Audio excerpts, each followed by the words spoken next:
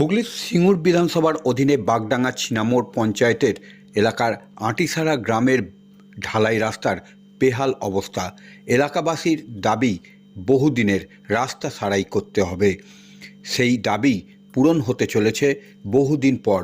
আজ সিঙ্গুর বিধানসভার বিধায়ক তথা রাজ্যের মন্ত্রী বেচারাম মান্না প্রচেষ্টায় রাস্তা নূতন করে তৈরির জন্য উদ্যোগ নেয়। নারকোল ফাটিয়ে রাস্তার শুভ সূচনা করেন।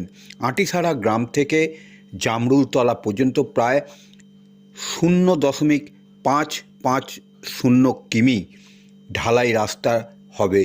এতে ব্যয় হবে 19,93,718 টাকা। মন্ত্রী বেচারাম মান্না বলেন, এই কাজ খুব দ্রুত শেষ হবে।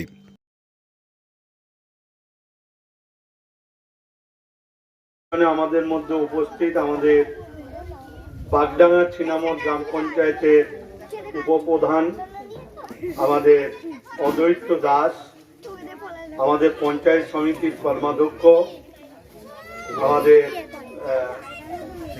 শেখ শামসুদ্দিন, আমাদের পঞ্চায়েতে সঞ্চালক ইন্দ্রনাথ পাত্র, আমাদের এখানকার মেম্বার সুমিজা খাতুন এবং আমাদের এই গ্রামের সকলেই এখানে উপস্থিত রয়েছেন। আমি আপনাদের প্রত্যেককেই আন্তরিকভাবে ধন্যবাদ জানাবো।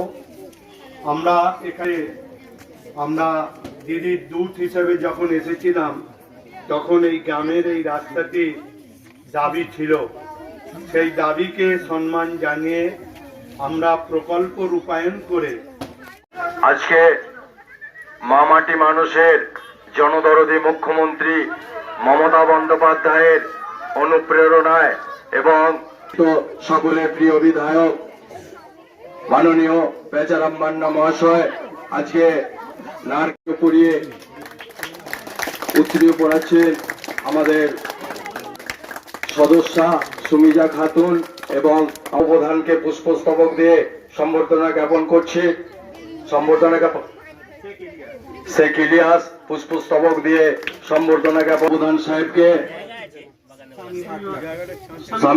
শামীম আক্তার আঁটিসারায় আমাদের এলাকাবাসী দীর্ঘদিনের দাবি যে ঢালাই রাস্তা কি করলেন আজকে?